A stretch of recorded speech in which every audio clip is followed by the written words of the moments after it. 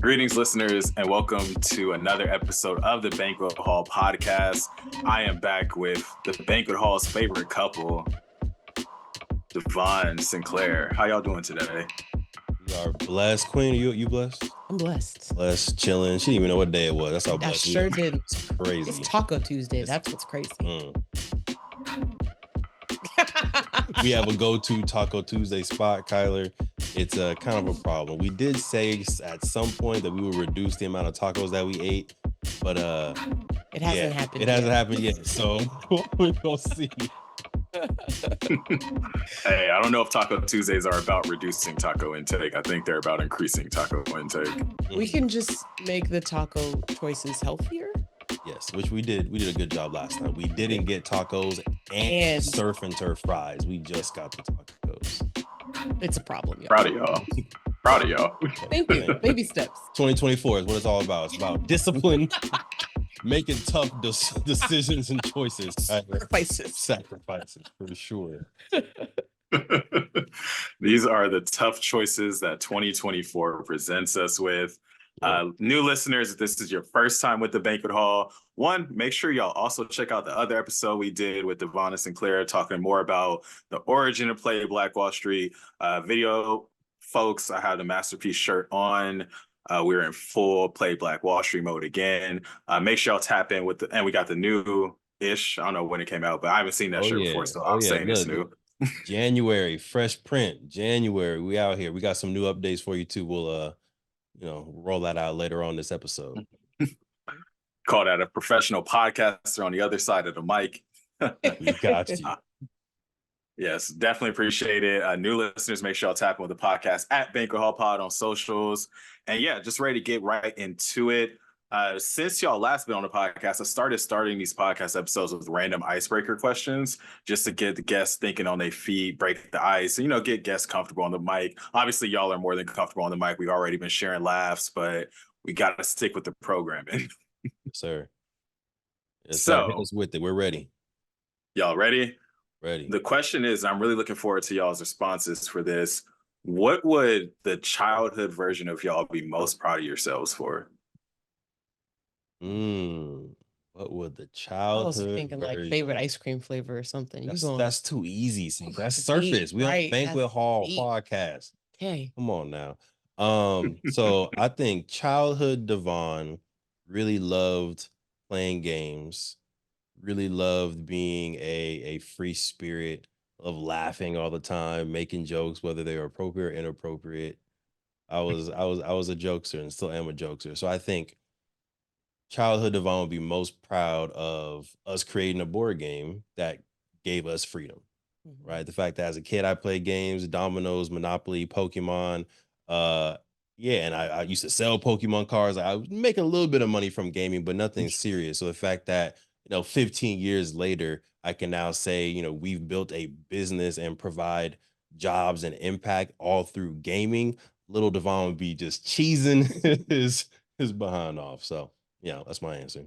Nice. I think for me, my childhood Sinclair would be proud of how I think I've been going outside of my norm. And like, even with the fact that I call myself an entrepreneur, we call ourselves entrepreneur, that was not in the cards at all. Like when I was a kid, obviously knew that people started businesses, but like that didn't seem like even an option for me. I just always saw myself as like, I'm going to be some really high level exec at like a big company or something like that. And you are. And I am. We're not a big company. We're a small company. We're a powerful and impactful small company. Sure. But yeah, like starting my own business wasn't even a thought. So the fact that I've not been afraid to like make those leaps. Made those leaps even though you were afraid. That's a better way to put it. Definitely still afraid. But I've made the leaps anyways. I feel like even though I had accomplished a lot, I feel like at a young age, I think I still only did things that I felt very confident in myself in. Right. But I feel like now in this season of adulthood, I'm doing a lot of things. We're doing a lot of things where I'm like, I have no idea how this is going to go, but we're going to do it anyways. And I feel like that growth is, I think, my childhood version of myself will be proud of. Sure. Thank you. We love the handshake. I was waiting for the handshake to make it to the recording. I love those answers. I think for myself, definitely echoing some of the sentiments of what y'all shared, but I think just thinking back to how shy I was as a kid and how I wasn't comfortable talking in front of people, wasn't comfortable like leading a conversation, being the center of attention, and even as like a teenager, like just really not being fully comfortable in my voice or feeling the need to really enhance that perfectionism side of me. And I want to make sure every single word I said is prepared. Want to make sure my I's are dotted, T's are crossed. And now just kind of hosting podcasts, performing places, and winging it a lot of times too, like just being comfortable that I know I have the skill set to be able to put on a good show. I know I have the skill set to host an event. I know I have the skill set to host a podcast episode to where like, yeah, even if I'm not 1,000% prepared, it's cool because I'm me, like really coming into myself and trusting my ability as a podcast host and trusting my voice. Young me will be surprised at how much I'm talking to people as well as like how good and how comfortable I am in it. And as y'all mentioned, like doing it even though you're afraid. Like there's plenty of times where I'm like, ooh, like how is this going to go? But then it's like it's going to go well, and it's going to go how it's going to go. Yep, it's going to go how it's going to go. For sure. That is the motto. Yeah, that is the motto for sure. And even just thinking through preparing for this episode, like making some last minute adjustments, like 15 minutes before showtime. If Devon would have hit me up like 10 years ago and we was making adjustments before the show like that, I'd be like, ooh, we might need to push back an hour so I can mentally prepare. I feel that. And we are thankful for future and present Kyler. Yeah. And past Kyler, because I mean, future Kyler wouldn't be here without past Kyler. Facts. So all the Kylers in harmony, we appreciate y'all. Shout out to all the Kylers, all the fourth Kylers ever in existence. We do this thing. Woes for my woes. But I was looking at the YouTube channel on Banquet Hall, and the last episode we recorded posted on January 11th, 2023, which does not feel right, but I get that it's right, but it doesn't feel like it's been that long since I was chatting with y'all. Oh, honestly, I thought it was going to be further back.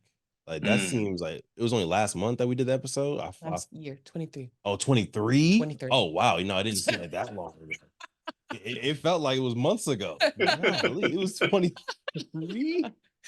January 2023.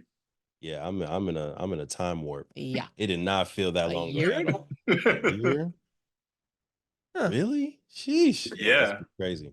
A lot of updates since a year ago then. Yeah.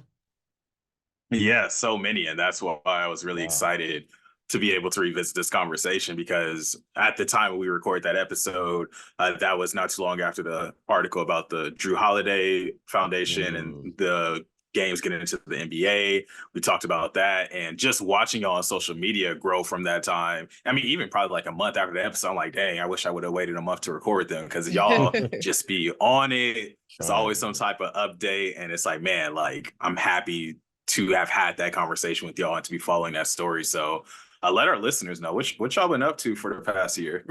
Man, a lot of love. So, quick rerun in case folks weren't aware of what happened with us and Drew and Lauren Holiday. We were honored to be a part of the Drew and Lauren Holiday Social Impact Fund, right? And this is a cohort of companies that are doing social impact or social good in their communities, largely Black owned. As a part of that, the Queen took the Wall Street, the board game, right up there, took it to one of their like social events and just gave it as a token of our love and appreciation. That's what we do. Whenever we show up to spaces, we like to make sure that we're gifting, whether it's at minimum our good vibes, maximum hopefully some board games, some books, flashcards. Queen, after you gave him the board game, what was his reaction? He was super excited. He was just like, man, first of all, I was so nervous. I forgot to give it to them at first. Like I did the whole like, thank you so much, Rob. We're so helpful. We're so grateful. And I like looked like, okay, next person. And Lauren was like, is that for us? I was like, oh yes, I'm sorry. Here you go. Yes, this is for you. So yeah, it was he was just super thankful. I went up again to him afterwards, like just want to say thank you. And he was just like, wow, this is amazing. Like, we're so grateful for this. And he was like, I really want to, I want to send these out. Like, I want to send these out as Christmas gifts to like some people in the NBA. And I'm like, of course, like whatever we got it, whatever you want. He's like, y'all got a lot of these. I said, however many you need, we got. Yes. So yeah, we were able to work with his folks, and it turned out he later on was like, I want to send one to every player in the NBA for a Christmas gift. So yeah, we were able to make that happen. It was a lot of work.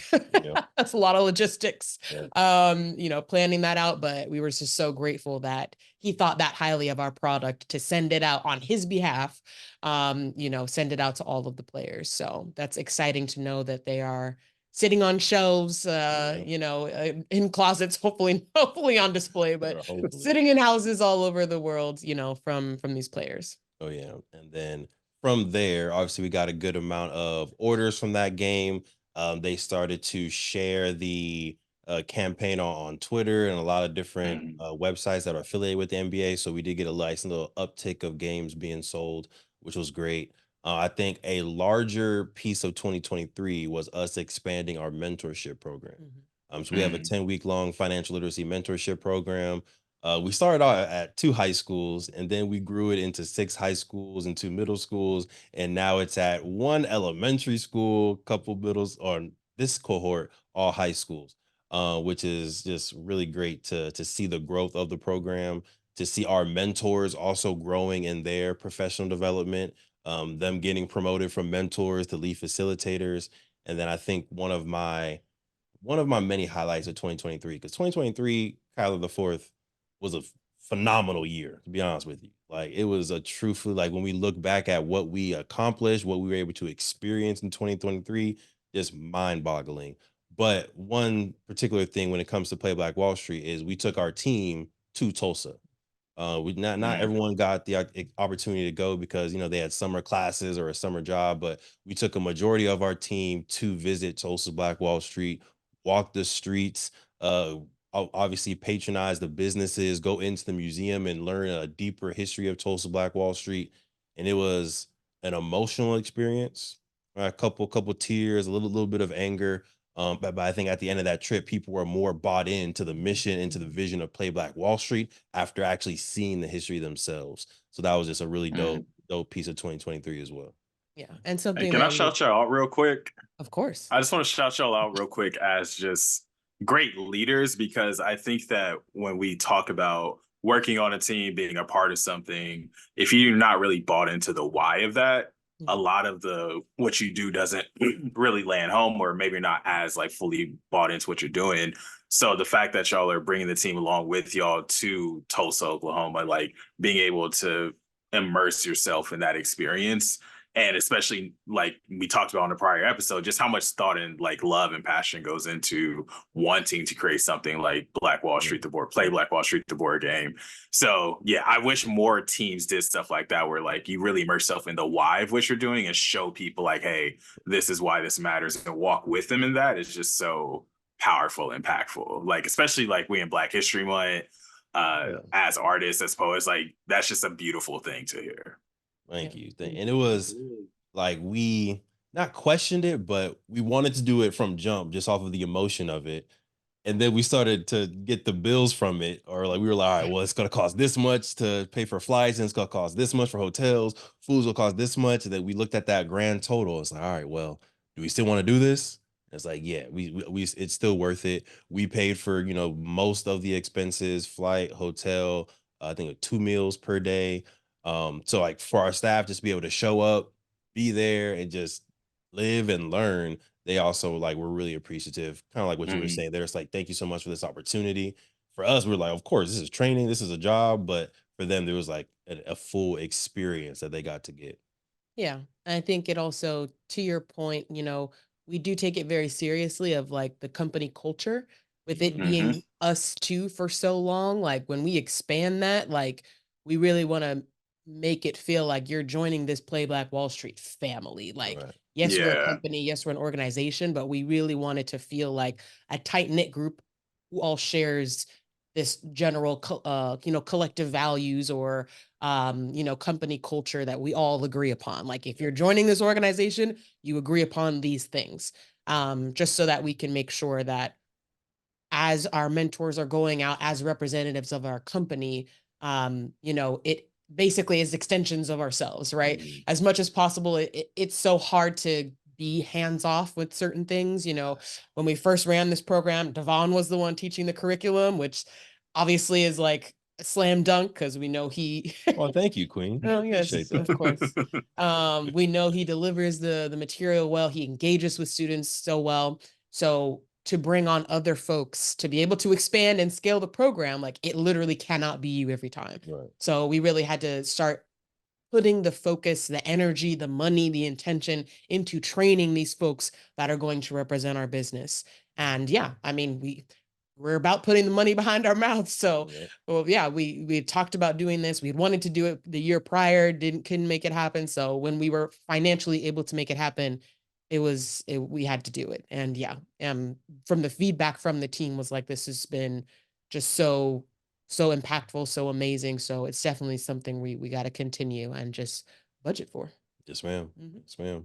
I think that one of the things that really refreshed the idea of inviting y'all back on the podcast was the posts, or were the posts I was seeing with introducing the mentors to people on social media. Like I would just be scrolling through stories. So one, shout out to good social media marketing.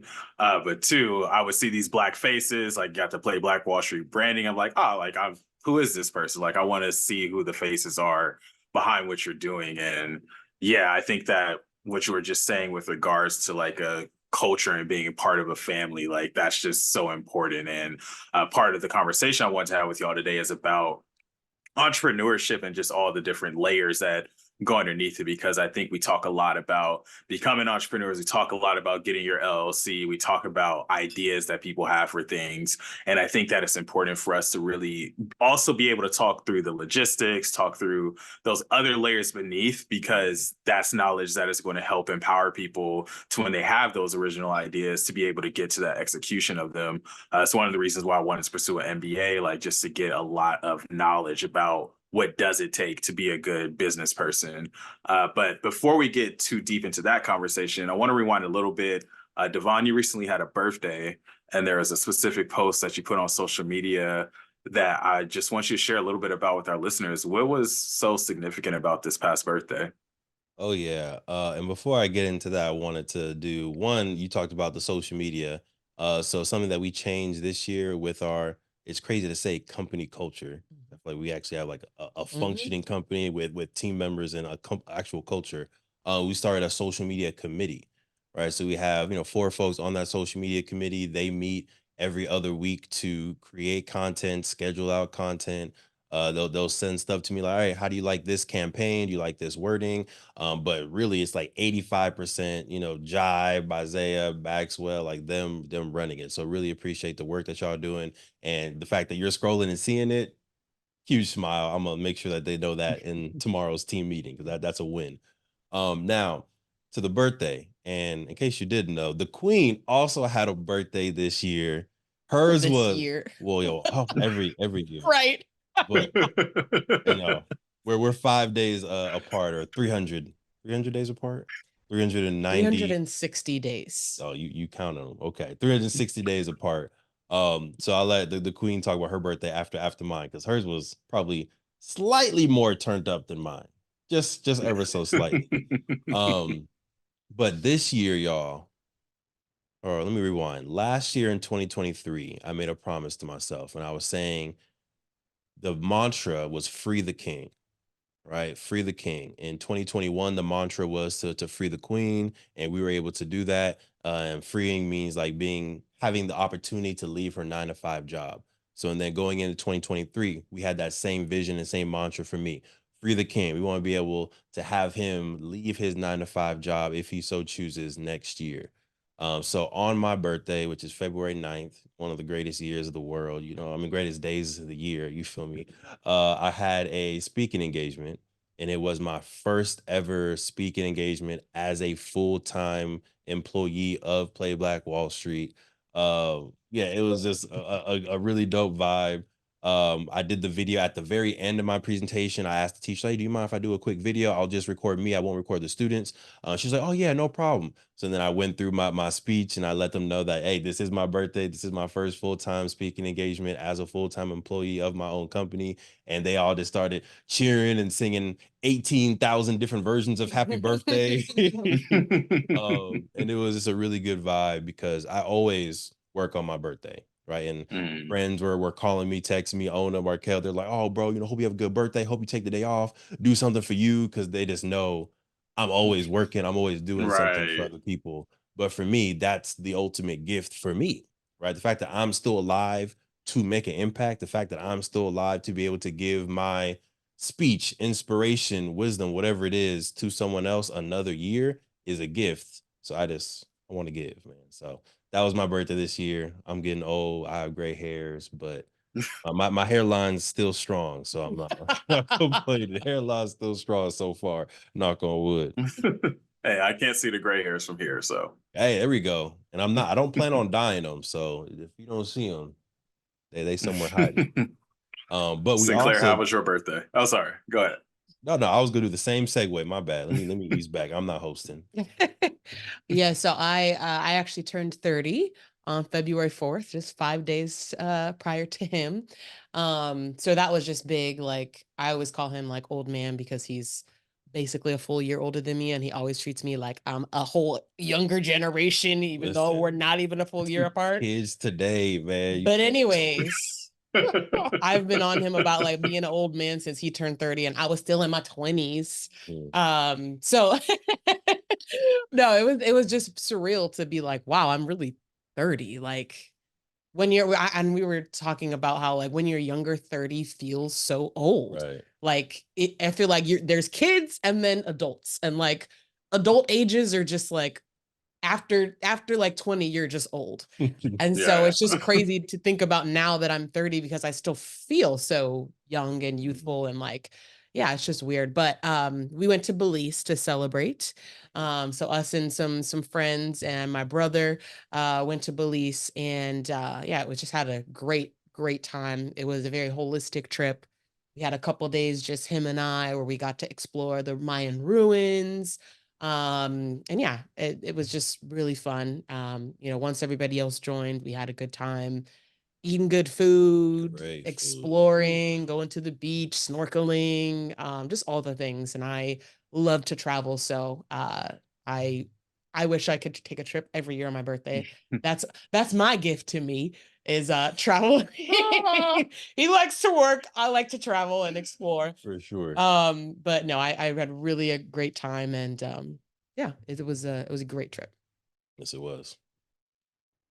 Yeah, it sounds amazing. And following Devon on social media, I get to see some of the reels and videos and stories from the trip. So I'm just happy to see Black folks out here just enjoying life, living in their youth. Because even when you say you turn 30, I was like, dang, y'all are young, like young as hell. Yes. Like we are young.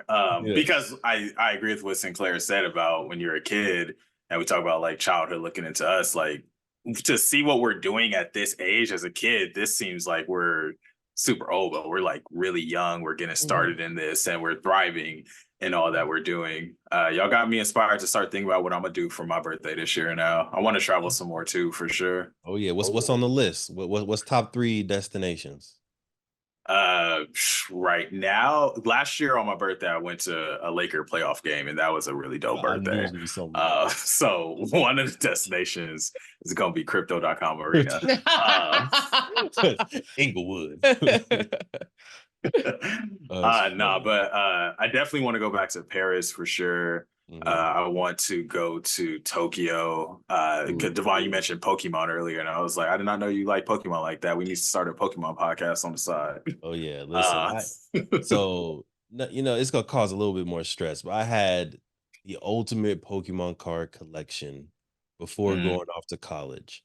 And I thought I was doing my little brother a service. And Demetrius, I love you. I thought I was doing him a service. I was like, here are my cards. I am gifting these to you as the next generation. At the time, he was like 10 years old. So I was like, here, you're going to use them more than me. I come back after I graduate and he doesn't know where the cards are. I had like shining Charizard, you like all types of just really rare cards. Easily a $5,000 to $10,000 portfolio of cards that are somewhere lost in the abyss. Mm, mm, mm. It's hurtful. It's hurtful. But I say that to say, hey, yes, let's start the Pokemon podcast. In all our ample free time. Yeah. But yeah, Tokyo's on the list. Greece is on the list. I have friends with family on the continent in Ghana, Nigeria, so definitely want to be able to travel out there with them. The only places I've been, well, I shouldn't say only, the places I have been out of the country thus far are Amsterdam and Paris. So just trying to get more stamps in that passport for sure. Yep. Nice. Those are all good places. Mine is Great crypto. things about. I hear really good things about Tokyo. Got to add that to our list. I hear the food is. Here for it. Chef's kiss for sure. So birthday came around this year, celebrating being full-time entrepreneurs. What don't they tell you about full-time entrepreneurship? Like, I know that's an open-ended question, but what don't they tell you? What's top of mind when I ask that? Yeah, I mean, I'm still new to it, right? I'm 4 days in the game, strong. But one thing that I know is on the horizon is you need your own health insurance, right? Which I feel like they make it seem like it's impossible to get, right? Like, oh, don't leave that job. You'll never be able to get benefits again. No, you can still pay for your own benefits. It's like $500 a month. You can have your dental, your vision, your health, all of that. So that's something just to look out for and budget and just be intentional about when you go full time and make sure that you can afford that extra 500 to 600 a month, take care of yourselves and your dependents. But I feel like for me, I just had a lot of anxiety and a lot of, I don't know, like uneasiness with going full time, even though we have the business, we have the employees, we have the cash flow. It's still like, but now this is the only source of income, right? Like right now, it's all on your actions and your wife's actions. And if y'all don't perform, then the whole company is going down. That's in my very dramatic head at night as we're sitting down watching Netflix and eating dinner. I'm just like, but if you're not working right now, Devon, the company's going to implode. So I don't think I'm over the hump. So a lot of free therapy sessions with the queen, talks with my mentors. I'm over the hump now. But I think in making that first decision in those first couple of days, there was just a little bit of uncertainty about what will the money look like moving forward. So I would just say, make your plan. Have your plan, have your budget for your income, your business expenses, the new expenses that may come, like insurance after you leave your full-time job. Have that plan, have your critical actions that you need to do to make the money and revenue each month, and just go for it. For me, I've been, since I left my 9 to 5, so I've been in the full-time game a little bit, a little bit longer, Veteran. welcome to the club. Come on. Time is something that they don't tell you about in terms of like how you spend your time. Like, Let me clarify. They don't tell you about time. What kind of school did you go to growing up? Allow me to clarify. The math is, I'm leaving. Shut up, Devon. I'm leaving my 9 to 5. So I have 8 more hours in the day to spend towards this business. I'm gonna have so much more free time. I'm gonna have so much more time.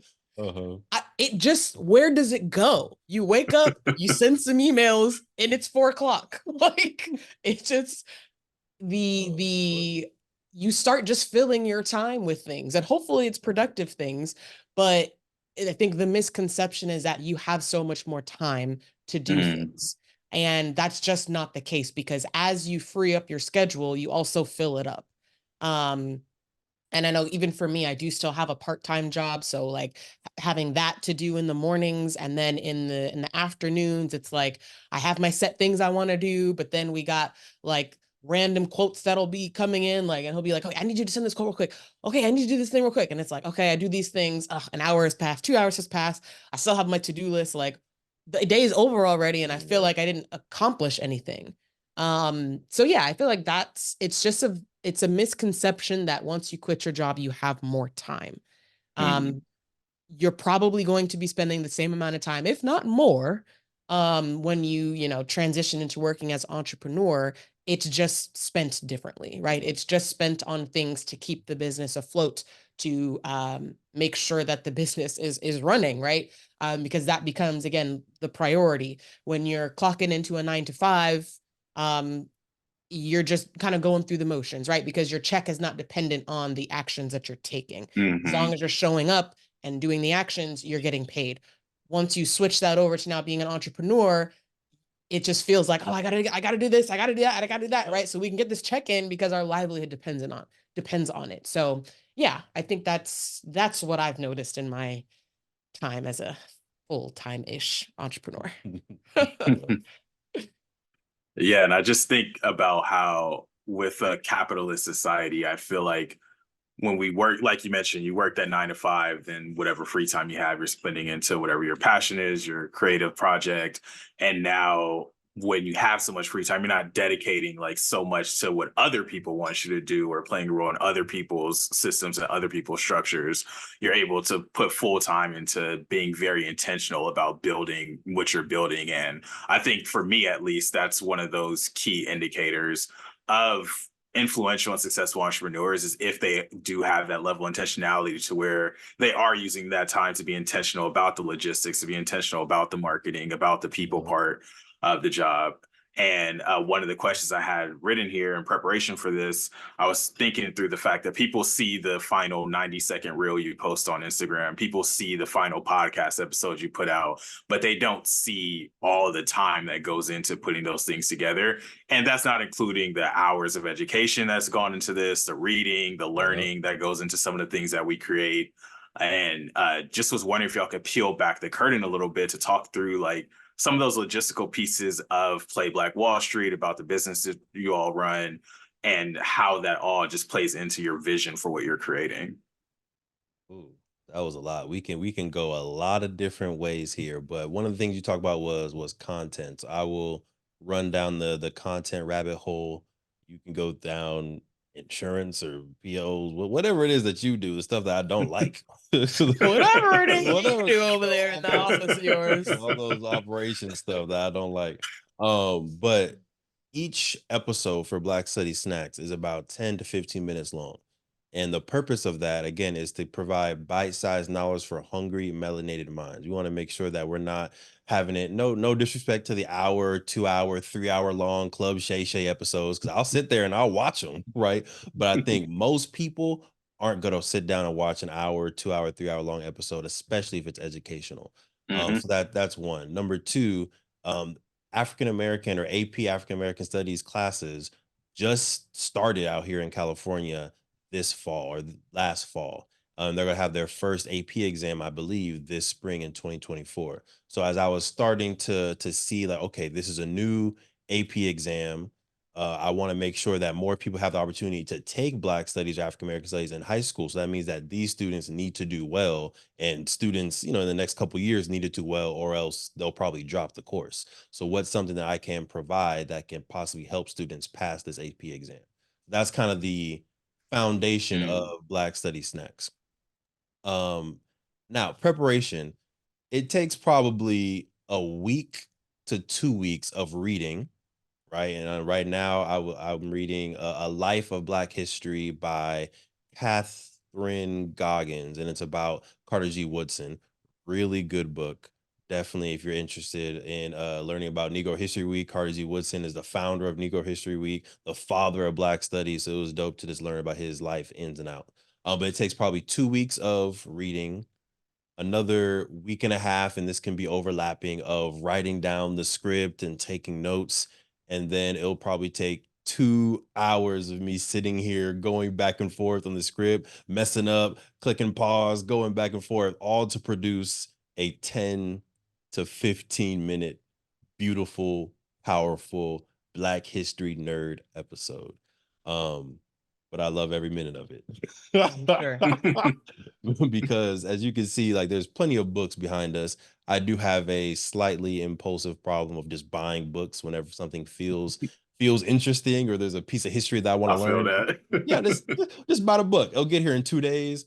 There were some books that were like very Black studies focused, and I couldn't find them on Amazon, so I had to go to another store that took 9 days, and I was like, oh my God, where are the books? In But our mailbox. yeah, they just arrived. It's beautiful. I ordered like the last day of Belize to make sure that they got here when we got back. Strategic. Long story short, I'm gonna read anyway. As a scholar, I'm going to learn and develop myself anyway, because as I learn more about Black studies, I feel more confident, comfortable in my own skin. So if I'm gonna learn this stuff anyway, the podcast was a great way for me to just kind of transform some of that knowledge, archive some of that knowledge, and hopefully be able to gift it to other people. So that's a little bit of the veil of Black Study Snacks. Now over to you, Sinclair, with operations. So yeah, on the operations side, I am not involved in the social media aspect. Luckily, Devon with the podcast, our social media team has been doing a great job. So I'm pretty hands off when it comes to social media. Thank you, because that's not my bag. But to your point on like people only see what's presented. For me, that comes to mind, and like and kind of where I work in the business is like when the students experience our program, right? They see the mentors talking about this curriculum. They see this face value of what the program we've created is. They do not see the hours of finding the insurance policy we needed, the 3 to 4 to 5 insurance policies we needed to be able to work with this vendor, right? They don't see the time researching the business license and just all of the checking all the boxes that we need to even be working with a school or a school district. Just the minimum qualifications. The minimum qualifications, like, and we're talking about like the topic of insurance that's a lot of where I spend my time. But even like taxes, right? Things like, okay, we're starting to pay employees. Didn't know anything about employment taxes, employer taxes, or anything like that, right? These are all things that I've just learned on the job. But those are, again, the things our mentors get paid. They don't see all of the hours of research I had to do on how to pay taxes and what does this mean and what is this and disability insurance and like all of these things that you're not taught, right? I have my MBA as well, and I was taught none of this. None of this. So there's some things that you don't learn until you're in the thick of it. So yeah, it just takes a lot of like, oh, okay, well, now we need to do this. Well, let me get on Google and figure it out. And I've just gotten very comfortable with, we're going to start this venture, we're going to do it, and we're just going to figure it out as we go, right? Sometimes we don't know what we need to do until we get a letter in the mail. And we just take action. And yeah, I would say that's what I'm typically spending a lot of my time doing, is like all of the behind the scenes work to make sure that we as a business are in good standing and can continue to offer our services. Because of course, it would be tragic to get to a point where, we don't have our ducks in a row. We don't have some qualification that we need. And now we can't work with the school because there's so many downstream things that would happen, right? Our mentors don't get paid. The students don't get the knowledge. Whatever potential entrepreneurs would have been created from this program aren't created. So I feel like it's a lot of responsibility to make sure that we got these ducks in a row, and things are also ever changing. So it's also just staying on top of it and being agile. Yeah. So beautifully stated by both of you. I think that thinking through what you all just said made me think a lot about even the creation of the podcast that I have, and just some of the experience and thought that went into wanting to create long form content for people to be able to talk through some of these things. Because I worked as operations coordinator at UCSD before. So when I'm looking at operations of something, I think first and foremost, like, oh, there's a person doing this stuff. Like there's someone who has to do these things. There's someone who has to file these things, and having conversations with those people doing every part of that job. That's why I love learning about like movies so much, because a movie, you have this hour and a half long content, but who are the set coordinators, who are the stunt coordinators, who are the costume designers? And when we look at what you all have done with Play Black Wall Street, I'm happy that we had that first episode as kind of like context to the history of the board game, creating the board game, and now just getting to know more about the process behind the board game, the processes that y'all have to go through to make things happen. And yeah, I'm looking forward to people being able to hear some of these stories and help inform what they may need to do as they start to build out their own business endeavors, because these stories are important.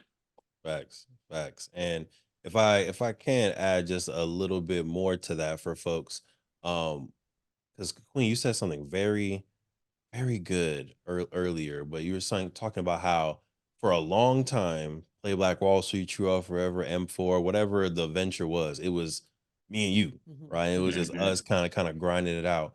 But we had to make a shift, and that shift I think came in early 2022 was when that shift started on, okay, we have team members joining. But I don't think in 2022 we actually spent the time to think about company culture.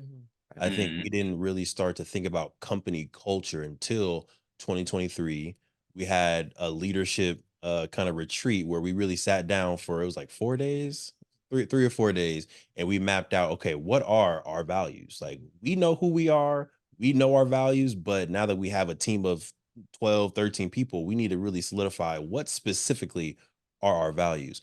What specifically is our mission? Like, we've had some missions before and we kind of know what we're doing, but if we were to tell somebody what the mission is for the company, what would be the mission? What's our specific vision? Like, we didn't necessarily map out all those things in a way that our team members can learn and communicate them. So now fast forward to today, after our 4 day business retreat back in 2023, at the top of every single Play Black Wall Street meeting, we read our mission, our vision. We talk about our core purpose. We talk about our core values. We talk about our 4 goals for the next 2 years. And we don't just read them. Like, we have our team members. Hey, can you read this? Hey, can you read this? And it gets ingrained to where now they know our critical actions, they know our values, and they know what our goals are. So when they're out and they see someone who works for a different school district, or they have a fraternity brother that works in education, or their mom is this, they know exactly what we're trying to do. So they're making those connections for us. So I think it's great to just, to your point, see the extensions of us, the extensions of Play Black Wall Street, be able to move in these different spaces, all with the same vision and goal in mind. Absolutely. And it's an honor to be the podcast that y'all trust to help amplify some of that value and some of that mission as well. Yes, sir. Yes, sir. Look, we're looking for the 3-peat, like Kobe and Shaq. Come on, bring us back. Yeah, I mean, hey, y'all can keep coming back to the banquet hall as much as y'all want. It's an endless buffet. The banquet hall is buffet style. Love it. Nice. Love it. Love a good buffet. Love a good buffet. We haven't had no, we had Brazilian barbecue. That's a buffet. Basically. Yeah. It's good stuff. Speaking of food and going back to Black Study Snacks, you mentioned Black Study Snacks, and this is something that's relatively new, at least new to the listeners of the Banquet Hall podcast. And I actually listened to a couple of the episodes this morning in preparation for this, and very good content. So kudos to you for that. Thank you very much. Why you look confused when I say that? No, it was I was just leaning, bracing myself for the feedback. I do appreciate critiques though that will help me be better podcast host or better educator. So if you have someone you were listening, you were like, he could have did this, or what if he? I'm here for it. All right. I'll take you up on that. I'll give you some feedback when I tap into a couple more episodes. But wanted you to have an opportunity to talk a little bit about Black Study Snacks and kind of the thought process behind it. And I was hoping we could get into a grander conversation in the time we have left, just about African American studies and the importance of Black studies in general. So what was the thought process behind Black Study Snacks? Oh yeah. So I started this YouTube series, Black Study Snacks, back in 2021. And honestly, some of that content is still good, and maybe I can reuse it for the podcast. But the thought was, again, to just increase the level of access to Black studies. For me, I didn't consume Black studies until freshman year of college, taking AS 10 with Dr. Andrea Smith Moore. that was my first, I guess, exposure to Black excellence through curriculum. And it literally changed, I think, the trajectory of my life. Like being able to see people that look like me, that built cities, that wrote poetry, that did research, that just walked in Black excellence, changed how I walked myself. So going forward, that's the same reason why we started Play Black Wall Street to begin with and created Black Wall Street, the board game. It was to expose people to history and Black excellence. So now looking at Black Study Snacks and seeing the impact that our M4 show podcast was able to have, right? I was like, okay, how can we take the power of the podcast that we already do each week with teaching wealth and kind of relationship vibes? How can we take that to now teach and increase Black studies?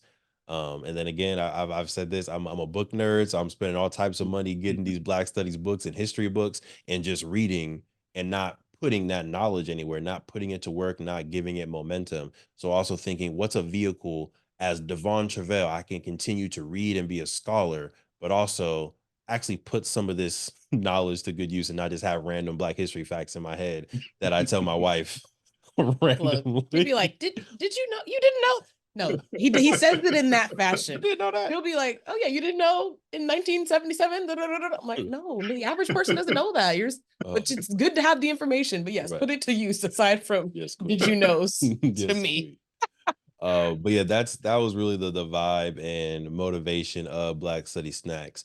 So then fast forwarding to like why is Black Studies important, right? So for me, again, growing up, I was in the San Fernando Valley, and Black history was a blink in the curriculum, right? And that blink was hyper focused on one, the transatlantic slave trade, and then two, civil rights.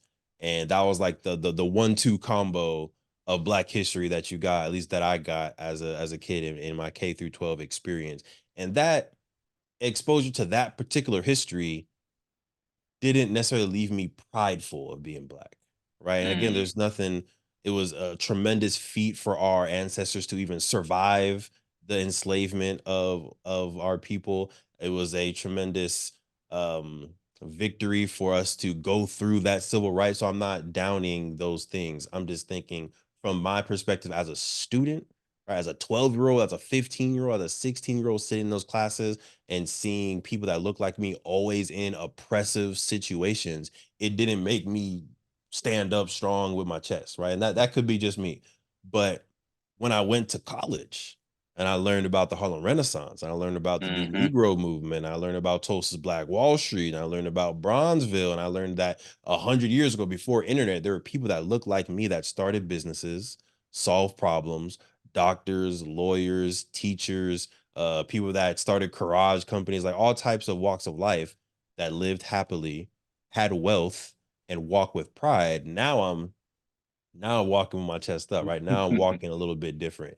And kind of the theme of my experience with the podcast today is I wanted to give that experience to other people, right? And we do that through Black Study Snacks, and that's why I think Black Studies is important to teach more often, because it will uplift our community, in my opinion. I don't have much to add there aside from, I also had a similar experience of pretty much, slave trade, civil rights. Like that's all I really remember learning about. And then was kind of blown away once I got to take my first African and African American studies class as well. Same class, different professor, and just so much. The fact that I was able to learn all of this in an elective class, which should be mandatory for everybody. Yeah, it also just opened my eyes to a lot of things that I was completely unaware of. And yeah, especially just the amount of knowledge that this man has. And every now and then I'll say, like, wow, isn't it crazy that like this? And he's like, actually, no, it's not crazy because based on, history and blah, blah, blah. And I'm just like, wow, like it all makes sense and it all ties together, but I feel like to his point, there's not a lot of focus on Black people in successful scenarios, right? Even when we talk about Black Wall Street, we do a lot of tabling. We were just at the Black College Expo. And one of the questions we always like to ask is one of the first questions when somebody comes up is, are you familiar with Tulsa's Black Wall Street? And most people who say yes, if you ask like, oh, what do you know about it? And they say it was a Black community that got destroyed, right? Most people know is that it got destroyed. But when you ask them like, oh, what do you know about the actual community? They're like, oh, it was just, a successful Black town. And it's not their fault because this information is not out there, right? There's not a lot of information actually uplifting these communities, that your focus is just on that they got destroyed. Again, more oppression. Right. So we really wanted to put the focus on that thriving community, right? Here are some of the businesses that were thriving before they got destroyed. Some of the great entrepreneurs that were making impact in their communities. So I think even when it comes to the Black Wall Street and what people we're so happy it's coming to light, but the information that's coming to light is still the oppressive history. So I think it's important to uplift the successes of our culture as well. That's, I think, the most empowering things to learn. Ashe to everything y'all just said. I just think through like what you say about that period of Black history when we're growing up being like a blink. Like, I think in the moments and as we talk about DEI in the classroom and like a more all-encompassing view of our history as people talk about like, oh, like they're doing all of this. And it's like, we're adding a class to people growing up. Like, we need to have more than just 1 or 2 pages about slavery in a history book, because the fact that we're in our late 20s, early 30s talking about this is just a blink. We need our children to grow up where they remember listening to the Black Studies Snacks podcast going to school. Like they learn those histories through listening to content like that. And I think especially, in this age, you're seeing a lot of people question whether or not they should go to college when they could just learn things this way. If people are choosing not to go the collegiate route and be able to study Black studies in a classroom, I think it's so important for us to bring what we have learned in our own Black studies classes to people in the ways that we can. So I don't want to give out too much free game on the banquet hall. So I want folks to be able to tune into the Black Studies Snacks podcast. I was listening to an episode early this morning. Like I mentioned, there was recommendations for jobs that you can get if you study Black studies. And I think that's a question that a lot of people ask, especially parents. They're like, oh, well, what kind of job you can get for that? And so, shameless plug, where could I listen to that episode at? Great question. Thank you. And you can go to Apple Podcasts, you can go to Spotify and just search for Black Studies Snacks, all spelled normal. Black Studies Snacks. You'll see Devon Trevel's smiling, melanated face right there. Make sure y'all click follow, click like. We appreciate it. Absolutely. And one last little plug for Black Studies as just a academic field. Dr. Malefi Asante, the founder of Afrocentricity, talks about learning about yourself and learning Black studies as a healing of your own psyche. Right. And I think Wade Nobles talks about this as well in his book, Seeking the Saku, which is a great book, very dense. And I think that can be a whole season of Black Study Snacks in itself. Really great book. But again, he also talks about how our minds in this European centric education system, similar to what Dr. Carter G. Woodson's talking about, our minds have been disrupted.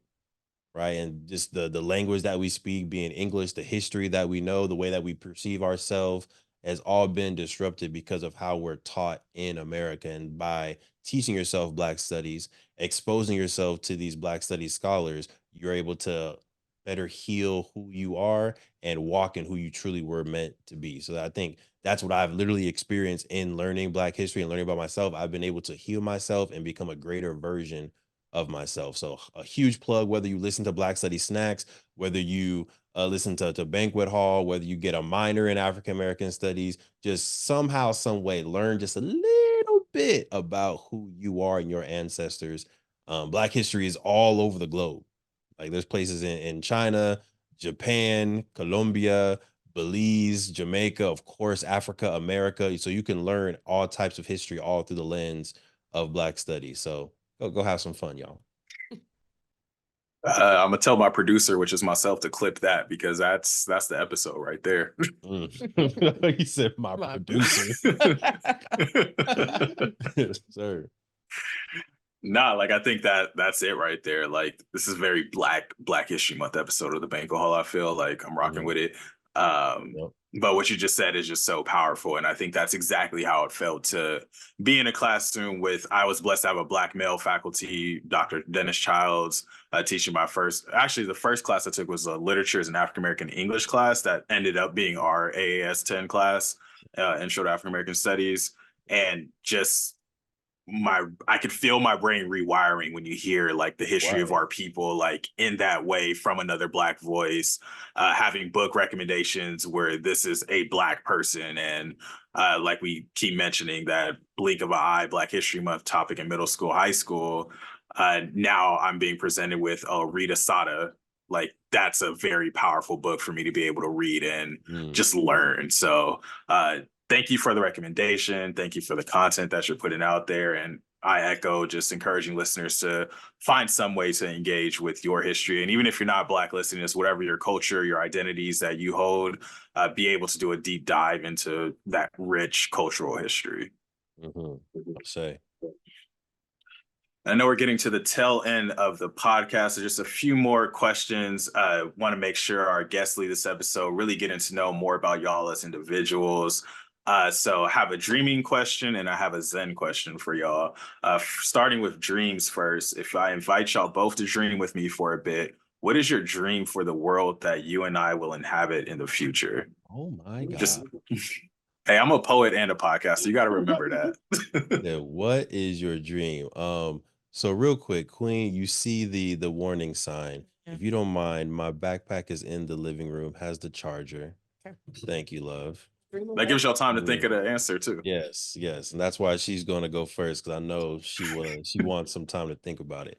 Now, what is my dream for the world? And there is a second part to that. So it's just a dream you have for the world that you and I will inhabit in the future. So just any one of your dreams, just something that you want to see in the future. Because I think it's really inspiring when you hear people talk about like some of their vision for the world that we're going to inhabit. And I think that could be a personal dream. That can be just something you want to see in the future. Just let us into your dream a little bit. It's Black History Month. Yeah. So, I mean, honestly, I don't have dreams with the world in mind. So I need to think maybe a little bit bigger after this, Kyler. But I know for sure a dream that I have for my own ambitions is I want to be a part of building some type of city and community.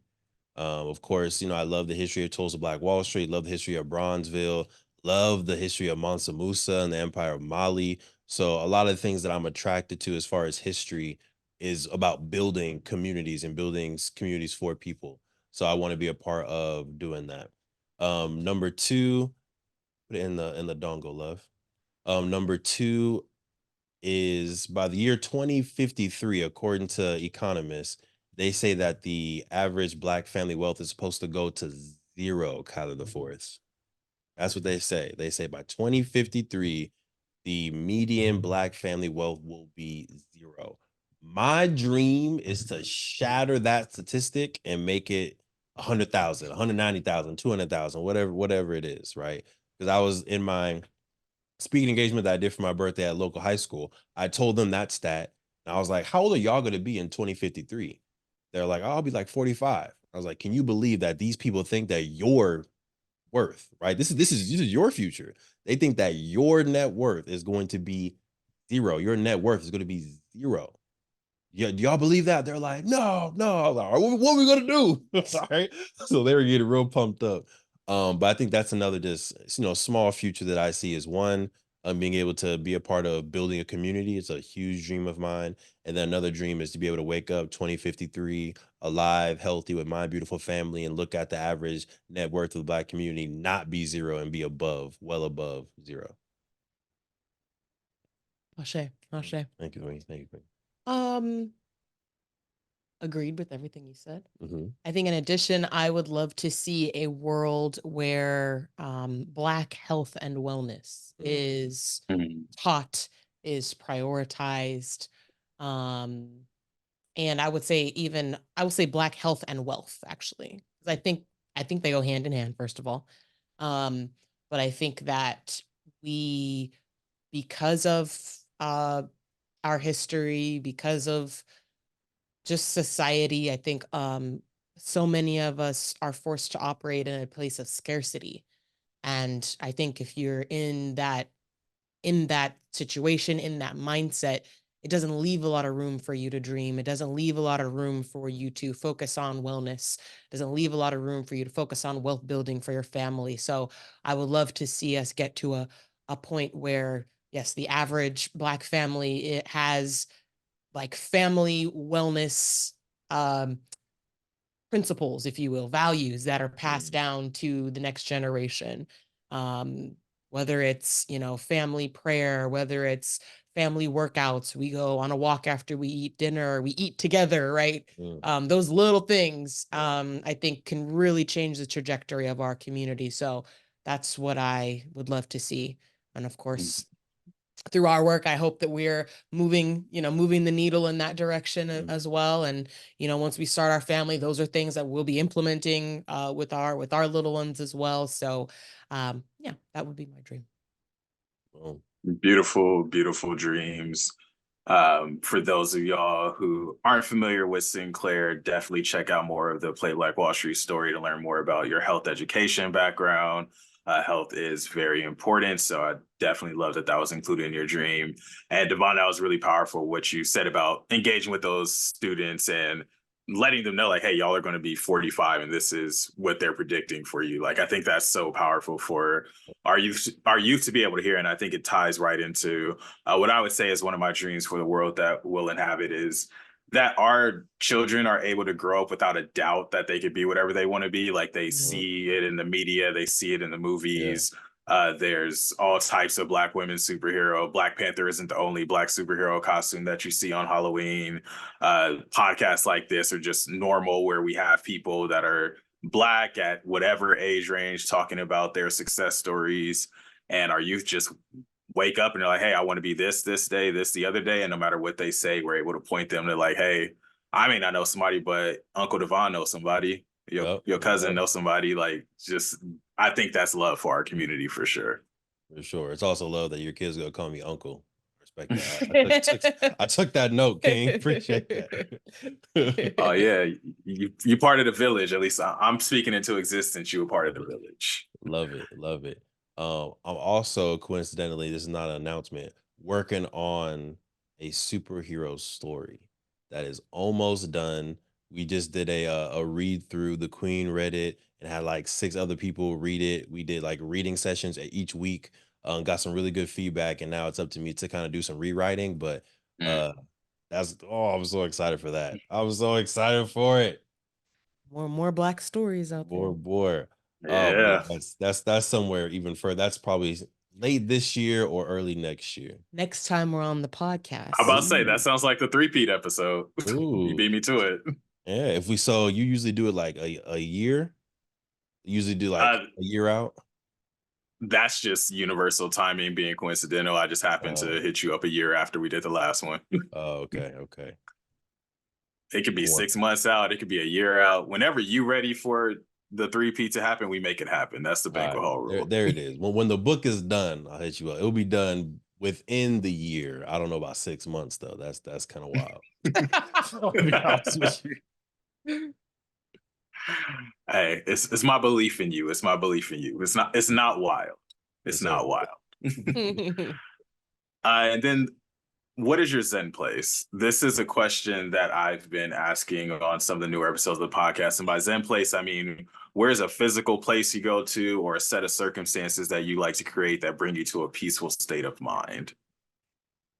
You want first or second? No, yours gonna be any beach. Period. Yeah, the beach is literally my happy place. I think down to, it just makes, it is a place where all of my senses are put into just a happy place. The smell of the ocean water, the sound of the waves, the view of the water, like everything about it. Like, my skin likes the salt. Like, everything about it just is like, the sun on my face. Like, everything about the beach is just like, brings me back to I think being a part of this world and like reminds me and grounds me that like I'm a piece of nature and just a reminder of what God has created and just this beautiful, very natural, like just very serene place. So yes, I love the beach. You said like a set of circumstances that you put yourself into to be in that zen, and I have yet to meditate to ocean sounds, but that's just an idea that came to mind that I'm gonna try. Thanks to Real you. ocean sounds, or I just wish. YouTube? But yeah, probably just like on YouTube or something. you. I usually just do quiet, but I feel like ocean sounds might do it for me. Mhm. Oh yeah, I love meditating to ocean sounds. So Yeah, definitely let me know how that goes. I will. I will. You gonna walk in, I'll be asleep. Middle living room. My Zen place is underneath a beautiful night sky where I can visibly see the stars. Mm. So we were in Zanzibar, East Africa, on the rooftop of our little Airbnb situation. We looked up and just saw the milkiest of stars. And like I feel like I can literally see the Milky Way right now. So beautiful. I was just at peace. And then again, when we were in Belize, we were driving from Secret Beach back to our hotel on the other side of the island. And I would literally like lean out the golf cart and just look up, and like you can just see the beautiful stars. And I was just at peace. I could have fell out that golf cart any second, but I was just leaning out, feeling really good, really zen. Yeah, for some reason I really love stars. Mm. Set of circumstances that really puts me at peace is most likely when I'm being held, right, by the queen specifically. Now, don't anyone come up to me and just start holding me like, oh, I want to be your safe space. No, no, back up, back up. But yeah, I think because when I'm with the queen, chilling, being held, I feel like usually I'm not working, I'm not doing multiple things. I might be getting a nice scalp rub, maybe I'm getting a massage, but either way, like I'm not worried about anything else. I'm present in that moment. That's usually my nice zen space as well. Oh, Mm. so cute. Thanks, Queen. Appreciate it. Y'all are so cute or whatever. No, I was Yeah. Yeah, man, try to stay young out here. Hey, I feel that. And we're recording this episode just a few hours before Valentine's Day. So Yeah. love is definitely in the air. My Mhm. final question for y'all is just y'all's takeaways from this episode. What are y'all taking away with y'all? And what do you hope our listeners are taking away from this episode? And either one of y'all can start. But I'll give y'all a second to think about it. Actually, and I'll get my takeaway first. And I think that my takeaway, and this could very well be my exact same takeaway from the first episode, but y'all gonna have to go watch that to fact check me. But just the importance of that genuine human connection and something I love about Black folks, like our ability to just like get somebody that what's up nod or smile at somebody, form a connection real quick, even if it's just springing out of anywhere. Because I always just go back to that college fair in Atlanta, Georgia. Devon was just an admissions officer at the table next to me. We could have never engaged whatsoever. Like we both had a very similar job, so we would have ended up engaging again in the future. But in that moment, if we didn't if you weren't your very sociable, like likable self, we might not have made that connection. Who knows if we'd be on this podcast right now? And I think those type of genuine connections between folks is just so powerful and impactful. And even with Sinclair, like we haven't met in person. I don't think y'all met my dad, which is crazy. Yeah, But yeah. That is great. Oh, that Taste of Soul. Yep. Yeah. Y'all got to meet the third Kyler. But just being able to be in community with y'all through Zoom, like I feel like we hang out every holiday. Like this feels like just a year-long reunion where we just chopping it up, laughing. It's a good vibe. So my takeaway for the listeners is just like make those connections and engage with your people. Yeah, I like that. I like that. And also shout out to, I think I came out to your poetry event in person out in Southeast San Diego. That was a good vibe. Hopefully you bring those back when you come out this way. When you want to go first or second? A second. Okay. So my two takeaways in just kind of listening and being here again for the second time is to appreciate the growth that you've had as an entrepreneur, as a person. I think sometimes we're caught in the rat race so much that we're just, worry about comparing ourselves to other people. But if we really look back at where we were a year ago, where we were 2 years ago, like you would be proud of yourself in most situations. So really take the time to like really evaluate, like, dang, like what did I accomplish this year? Because the fact that it's been a year since we've been on this podcast and we've accomplished so much, been through so much, survived so much in that year, just already gives me a lot of confidence moving forward to the next year where we're going to be. And then the second kind of takeaway is dream a little bit bigger, right? The fact that you asked us like, "What's your dream for the world?" And I was sitting here like, "Dang, I don't know if I ever really took the world in consideration when I was dreaming. Like I dream about Mm, myself, I dream about my family, and I think the largest that my dreams go are to the Black community.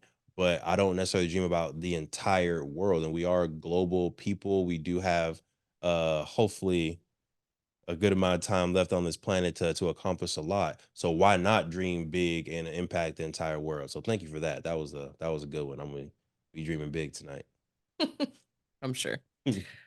Um, I would say my takeaways, I've been holding on to that question as well, the dream conversation, and like how I mentioned that um I just think it's important to have a bigger vision and then see yourself as a piece of that vision, right? As a needle moving towards that grander vision. You yourself may not be able to solve this grand big problem, but you are a part of the community of people that are moving the needle, right? It's the what's the saying that like rising tide helps all ships or something like Yep. that? Lifts all mm, boats. Yeah. So right, you are one of those boats that is being lifted by the tide type of thing. But I think sometimes when you have a big grand vision, sometimes it can, at least I start to feel like I'm getting lost in the sauce. Like am I really making a difference? But like when you think and look at the smaller examples of the impact you're able to make, you realize that the broader impact is just a bunch of these smaller impacts. So you making these small impacts with that one interaction you had, or with that one social media post that reached 20 people, right? That it's yeah, like that is how change is made. So yeah, for me, I'm just kind of reminding myself that I am part of a bigger vision, and that my actions are affecting more than just me, more than just us, more than just the immediate people in my circle. Like my calling, my ability to act on, all of the things I want to do impact the broader community, impact the world. Yeah, just kind of this was a nice just refresher that, I've got I've got impacts to make on the world. Me as a person, right? Have impact that I can make on the world based on these little steps that I can take on a daily basis. So yeah, it's just been kind of a refresher to like get back on the grind. Because yeah, again, those small steps you take can make a very big impact and can echo and ripple into a broader impact on the world. Shay, y'all spinning today. Huh? Like I said, I'm my own producer, Thank you. so when people be giving answers, I'm also thinking about like how the listeners will react to what they're saying, and I'm like, oof, somebody gonna have to write that one down. That was good. Thank you. Thank you. I Uh, feel like this is our first podcast in a minute because we didn't do a podcast in January. Like we did our podcast. We didn't Yeah, do anyone else's podcast in January. it was So the this is, first one of the year for yeah, sure. feeling good. We're also like a couple days off of the Black Cause Expo. So our voices are almost coming back. So you getting us, full swing. Right, right. Facts. hey, hey, we out here, and I appreciate y'all time. I appreciate y'all energy, Yes, sir. and this podcast is very affirming for myself. Hopefully, it's very affirming to y'all, as it sounds like it is, and I Hmm. know it's going to be very affirming for our listeners to hear. So, listeners, happy Black History Month. We really gave y'all like 10-star content, but Spotify limits you to only 5 stars. So, unfortunately, y'all can only give us a 5-star rating Hmm. for 5-star content. Listeners, especially new listeners, make sure y'all engage with the podcast at Banquet Hall Pod. This was a phenomenal episode. This is a very important episode. Before we officially hang up the recording, just want to give it to y'all for any shameless plugs, anything else y'all need to manifest, anything that our listeners should be on the lookout for. Oh yeah. So I'm gonna do a plug for our newest version of Black Wall Street, the board game, just released and started shipping this Black History Month. It is now out and ready for you. Make sure y'all go to playblackwallstreet.com and pick up the classic edition of Black Wall Street, the board game. This, I think, is the most usable, most accessible, and high quality version of the game yet. And I say that Mm. even after the masterpiece edition, which is beautiful, right? You're never going to have another masterpiece edition. For those that don't know, we reached out to 15 artists from around the world. Yeah, shout out to the masterpiece on Kyler. And we had them commission pieces that either represented the future of Black Wall Street or their vision of Black excellence. We bought the rights to those different pieces and we featured it on our board game. At that time, that was our best, most high quality version yet. But only 3,000 of those will ever be made, ever be sold. This version takes a lot of pieces from the Masterpiece Edition, none of the art, because we can't do that, but it does take the plastic bank that we added. It does take the board slightly to a higher level with more quality, QR codes on there to engage and help y'all learn, and then as well as making the font more easily readable for folks that have challenged eyes like myself. The board is thicker, as y'all can see. The box is thicker, more educational things added to the rule book. So really quality piece of board game and education. So again, playblackwallstreet.com, pick up your classic edition of the game. And I think Kyler might have a code for y'all to get 10% off if he wants to share. Kyler, you got that code? Yeah, you actually just go to playblackwallstreet.com/banquet hall pod, and there will be a link, probably like right here somewhere. But y'all go ahead and hit up Play Black Wall Street. Do I use my own link to buy the classic edition and get my own money from the? Yes, sir. You should definitely use your own link. That way you get that discount and the thing on the back. Absolutely. Recycling Black dollars, cooperative economics. This is what it's all about, y'all. Playblackwallstreet.com. Tap in. You have something, Queen? Well, we've kind of alluded to it a few times. We have our own podcast as well, the Melanated Married Millionaires in the Making, aka the M4 Show, where we do talk a lot about these same things, right? The struggles of entrepreneur, being a couplepreneur. We also talk about things like real estate. We dabble in tax strategies. We're not CPAs, so we always give the disclaimers, but we do talk about like ways that you can use certain tax strategies to work for you and to be beneficial. So definitely go ahead and tap in with us at them4show.com. And we can be found on any other platforms where you can find podcasts as well. Boom. I got the notification bell on for the M4 show, so saw the latest episode. Got it added to my Your Episodes playlist, so can't wait to check that out later. But Devon, Sinclair, thank you so much for your time. Once again, listeners, thank y'all for tuning in. Those of y'all who are tuning into the Bank Hall for the first time, stick around. Check out another episode, check out another table, have community with other guests of the podcast. A lot of wonderful, amazing individuals have been on the pod.